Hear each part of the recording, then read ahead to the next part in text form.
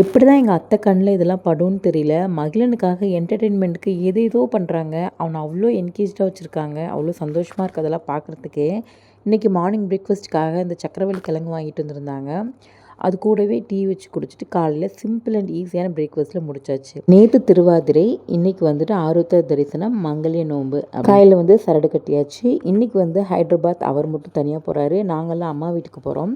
So இன்றைக்கி அவருக்கு பிடிச்ச மாதிரி சின்ன வெங்காயம் பூண்டு குழம்பு செஞ்சு கொடுக்கலாம். அதையும் பேக் பண்ணி கொடுத்துடலாம்னு நினச்சேன். பட் அவர் லஞ்ச் மட்டும் சாப்பிட்டு போனார். பேக் பண்ணி எடுத்துகிட்டு போக தேங்காய் எண்ணெய் மட்டும் காய்ச்சி கேட்டிருந்தாரு. இதுக்காக கொஞ்சமாக கறி லீஃப் அண்ட் செம்பருத்தி இலை, மருதாணி இலை இதெல்லாம் ஃப்ரெஷ்ஷாக பறித்து வச்சுக்கோங்க. ஒரு வடை சட்டியில் கொஞ்சமாக வெந்தயம் சேர்த்துக்கிறேன். கூலிங் அதிகமாக வேணும்னா இன்னும் 2 ஸ்பூன் கூட சேர்த்துக்கலாம். சுத்தமான தேங்காய் எண்ணெய் சேர்த்துட்டு கொஞ்சம் சூடானதுக்கு அப்புறமா கறி லீஃப், செம்பருத்தி இலை, மருதாணி இலை இதெல்லாம் சேர்த்துக்கலாம். ஸ்டவ்வை சிம்மில் வச்சுட்டு தலையில் நல்லா வெந்ததுக்கு அப்புறமா இதோட கலர் கொஞ்சம் கொஞ்சமாக சேஞ்ச் ஆகும். சேஞ்ச் ஆனதுக்கப்புறமா ஃபில்ட்ரு பண்ணி நம்ம பாட்டிலில் பேக் பண்ணி வச்சுக்கலாம். அவருக்கும் இதை பேக் பண்ணி கொடுத்து முடி கொட்டுது, தலை ரொம்ப ஹீட் ஆகுது அப்படின்றவங்க இந்த ஹேர் ஆயில் கண்டிப்பாக ட்ரை பண்ணி பாருங்கள். ரொம்ப ஹெல்ப்ஃபுல்லாக இருக்கும். நெக்ஸ்ட் நல்ல விலாகில் பார்க்கலாம். பை.